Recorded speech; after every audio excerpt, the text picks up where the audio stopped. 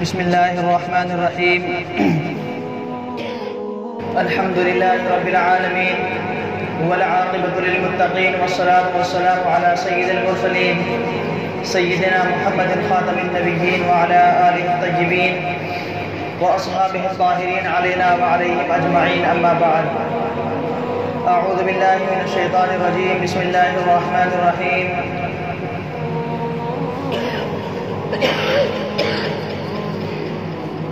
الحمد لله رب العالمين الرحمن الرحيم مالك يوم الدين إياك نعبد وإياك نستعين.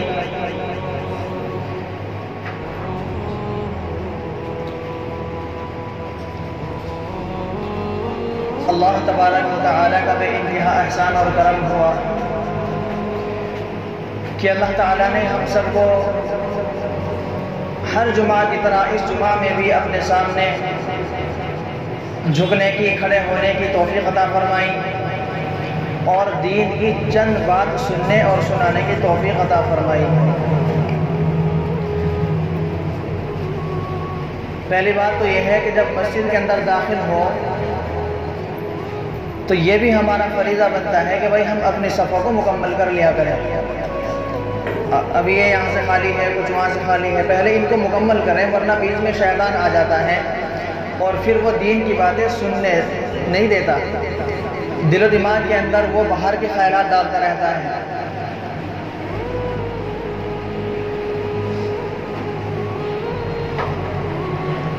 حقیقت یہ ہے کہ نیک کام کرنے کی جس کو اللہ کی طرف سے توفیق ملتی ہے بس وہی نیک کام کی طرف چلتا ہے، وہی نیک کاموں میں حصہ لیتا ہے. ورنہ دنیا میں کافر بھی ہیں، مشرک بھی ہیں، یہود و نصارہ بھی ہیں، مسلمانوں سے کہیں زیادہ بڑھ کر تو وہ نیک کام کر رہے ہیں. لیکن ان کافروں کا یہ نیک کام کرنا، مشرکوں کا یہ نیک کام کرنا، یہود و نصارہ کا یہ نیک کام کرنا ان کا کچھ کام نہیں آئے گا. کیونکہ وہ بظاہر اسلام کے حالت پر نہیں ہے.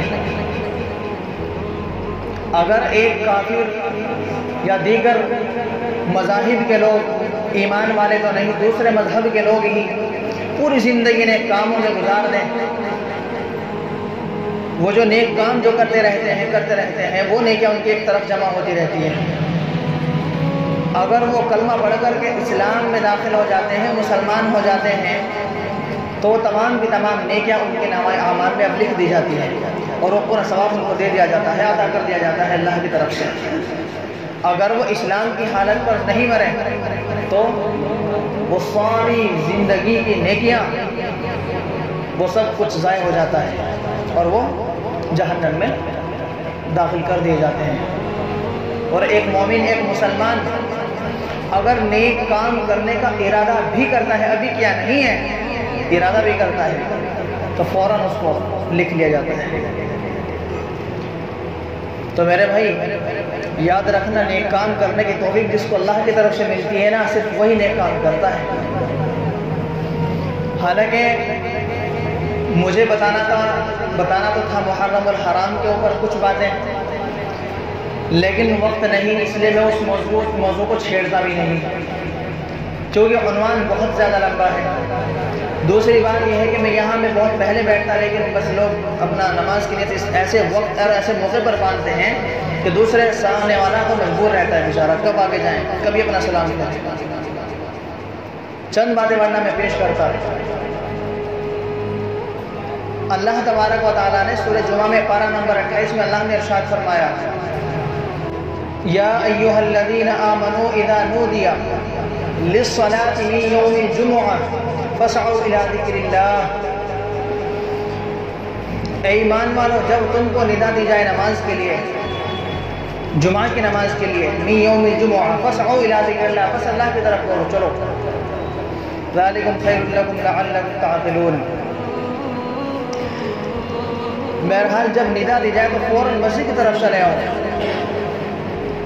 تاکہ سنتوں سے فارغ ہونے کے بعد کچھ اپنی تسبیحات میں شامل ہو جائیں، ذکر اذکار میں مشغول ہو جائیں اور اگر کچھ دین کی باتیں بتانے والا ہے، سننے والا ہو، تو پھر اس کی باتوں کو ہم دھیان سے توجہ سے سنیں۔ بتانا تو تھا مجھے محرم الحرام کے اوپر ہی، لیکن بہرحال چند ایک باتیں پھر بھی میں ذکر کر دیتا ہوں جس مقصد کے لیے میں آیا تھا۔ یاد رکھنا، کچھ لوگوں کا یہ عقیدہ ہے کہ جب محرم الحرام کا مہینہ شروع ہوتا ہے تو اس میں ماتم منانا شروع کر دیتے ہیں، کوئی کچھ کرتا ہے، کوئی کچھ کرتا ہے، جبکہ حقیقت یہ ہے یہ اشہر حرم میں یہ مہینہ آتا ہے، عظمتوں والا مہینہ جو ہے اس میں یہ شامل ہے۔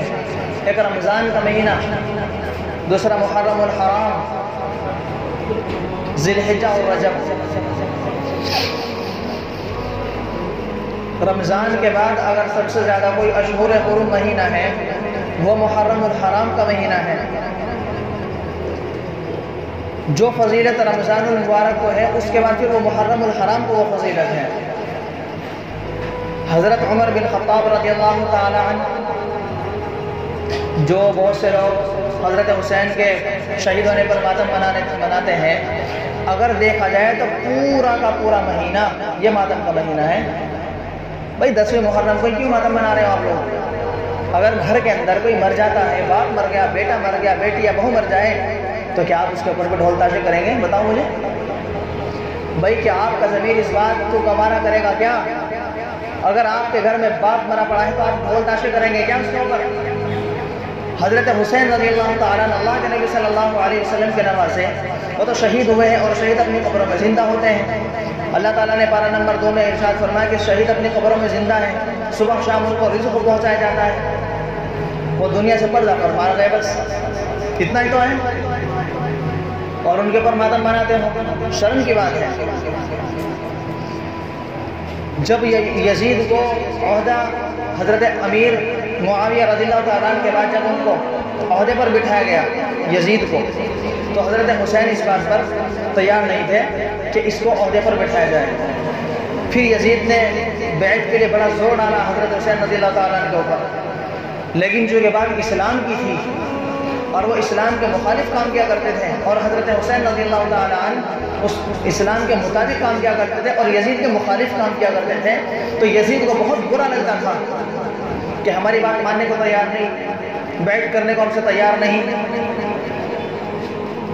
لیکن حضرت حسین رضی اللہ تعالیٰ عنہ ڈٹے رہے، جمے رہے۔ بہرحال 10 محرم الحرام کا مہینہ، بہرحال جنگ شروع ہوئی۔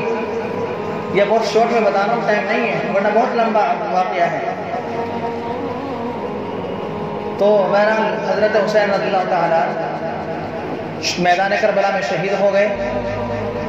لیکن یہ سارا منظر دیکھو، یاد رکھو کہ انسان کے دل کتنے سخت ہو گئے جب حضرت حسین رضی اللہ تعالیٰ کو شہید کیا گیا، سجدے کی حالت میں شہید کیا گیا۔ 3 بدبخت تھے وہ لوگ جنہوں نے حضرت حسین کو شہید کیا تھا، لیکن ان کی موت بھی بہت زبردست اور عبرتناک موت ہوئی ہے۔ ایک کا نام تھا ان میں زرعہ، 2 کا نام میرے ذہن میں نہیں، لیکن ان تینوں کی موت بڑی دردناک موت ہوئی ہے۔ اللہ کی طرف سے ان کے اوپر عذاب آیا تھا۔ لیکن جب حضرت حسین رضی اللہ تعالیٰ عنہ کی گردن ماری گئی، حضرت حسین کو قتل کیا گیا، شہید کیا گیا، تو یہ سارا منظر الو نے دیکھا، اور الو کو انسانوں سے اسی دن سے بے انتہا نفرت ہو گئی تھی، اور یہ کہا تھا کہ جس قوم نے اللہ کے پیارے نبی صلی اللہ علیہ وسلم کے نواسے کو تک نہیں چھوڑا تو وہ ہمیں کیا چھوڑیں گے۔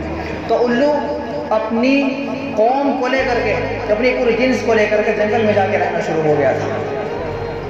پھر کبوتر پیچھے سے آ رہا تھا، کبوتر نے دیکھا، کبوتر اس جگہ اترا جہاں حضرت حسین رضی اللہ تعالیٰ کا جسم پڑا ہوا تھا، اس کے پیر خون میں لت گئے، کبوتر بددعائیں دیتا ہوا چلا گیا۔ بہرحال یہ دیکھو کہ ایک جانور، پرندہ جو بے زبان ہے، جو بول نہیں سکتا، اس کے دل میں بھی انسانوں کی نفرت پیدا ہو گئی کہ تو اپنی قوم کے لوگوں، قوم کو تو بہت دور کی بات، اللہ کے نبی کے نوازے کو نہیں چھوڑا۔ بہرحال حقیقت یہ ہے کہ حضرت حسین رضی اللہ تعالیٰ عنہ جو شہید ہوئے ہیں وہ حقیقت میں مرے نہیں، زندہ ہیں۔ اور ماتم منانا بس اس کا تو پوچھو مت۔ ماتم منانے والوں سے میرا پیغام ہے کہ اگر ماتم مناؤ تو اپنے باپ کے مرنے پر ماتم منانا اور پھر مجھے بتانا۔ بہرحال حضرت حسین کا پیغام تھا کہ نماز پڑھو، چہرے پہ داڑھی رکھو، اخلاق کو اپناؤ، یہ حضرت حسین کا پیغام تھا۔ اور یزید کو وہ یہی بتانے چاہتے تھے، لیکن یزید نے ان کی باتیں قبول نہیں کی تھی، یہ دشمنی تھی۔ اچھا بہرحال چند ایک بات تو یہ تھی جو بتلانی تھی، وقت نہیں، چند ایک باتیں سامنے آئی۔ حضرت حسین کا پیغام کیا تھا بھائی؟ نمازیں، اخلاق اور غریب و یتیموں کی مدد و امداد، یہ پیغام تھا حضرت حسین رضی اللہ تعالیٰ عنہ کا۔ اب ایک بہت ہی اہم اور امپورٹنٹ بات، میرا آپ لوگوں سے ایک سوال ہے، اور سوال یہ ہے کہ اگر کوئی پرشاسن کا آدمی اگر کہ آپ کو یوں کہہ دے کہ بھئی یہ بنگالی جو بستی ہے پوری بستی آپ کو خالی کرنی پڑے گی، کچھ بھی بہانہ بنا دے کہ تو سرکاری زمین ہے یا اس کو وہ بننا تھا، یہ بننا ہے، پہلے اس کا سے چھوڑ رکھا تھا، اب آپ کو یہ پورے کے پورے گھر خالی کر کے کہیں اور جانا پڑے گا، اس وقت آپ کیا کرو گے؟ بھائی اس وقت آپ احتجاج ہی کریں گے نا، بھائی ہم مدت سے یہاں رہتے ہوئے آ رہے ہیں، تو آپ ایسا کیوں کر رہے ہیں؟ یہ بات میں اصل میں اس لیے کہہ رہا ہوں، لکسر کے پاس میں ایک گاؤں ہے، کیا تھا؟ خیر نام ذہن میں نہیں ہے، اصل میں ابھی بتلایا بھی تھا صاحب نے لیکن ذہن سے نکل گیا۔ لکسر کے پاس میں ٹوڈا کلا یا ٹوڈا کلا کا جیسا نام ہے، لکسر کے پاس میں، تو وہاں بھی مسلمان مدت سے رہتے والے تھے، لیکن اب ان کو یہ کہہ کر کے وہاں سے ہٹایا جا رہا ہے کہ یہ جو زمین ہے یہ تو تالاب کی زمین ہے، یہ سرکاری زمین ہے، اس طرح کے بہت سے بہانے بہرحال بنائے جا رہے ہیں۔ اور الحمدللہ اطراف میں سے بہت ان کی مدد و امداد ہو بھی چکی ہے۔ تو ایک آخری پیغام یہ ہے بھائی کہ وہ بھی ہمارے بھائی ہیں، ایمان والے ہیں، ہمارے ایمان شریک بھائی ہیں، تو ہمارا فرض بنتا ہے کہ ان کے لیے بھی ہم 1,00,000 روپے دینا نہیں، 1,000 نہیں، 2,000 نہیں، اگر آپ کی ہمت 50 کی تو آپ 50 روپے دیں، اگر آپ کی ہمت 10 روپے کی ہے تو آپ 10 روپے دیں۔ تو بھائی ہمت کر کے ذرا تھوڑا پیسہ جمع کریں ان لوگوں کے لیے، اور یہ خیال کرتے ہوئے پیسہ دیں کہ اللہ تعالیٰ کا شکر ہے کہ اللہ نے ہمیں دینے والا بنایا، لینے والا نہیں، ہاتھ ایسے اوپر رکھنے والا ہاتھ بنایا، ایسے ہاتھ نیچے رکھنے والا نہیں۔ اگر اللہ نے دیا ہے بھائی، دیا ہوا تو سب اللہ کا ہے بھائی، یاد رکھنا اس چیز کو، سب کچھ اللہ کا دیا ہوا ہے۔ اللہ چاہے تو ایک لمحے کے اندر امیر سے امیر ترین شخص انسان کو فقیر بنا دے، روڈ پہ کھڑا کر دے، اور اللہ کی قدرت ایک بالکل بھکاری سے بھکاری وہ اللہ تعالیٰ ایسا بادشاہ بنا دے کہ انسان تصور بھی نہیں کر سکتا۔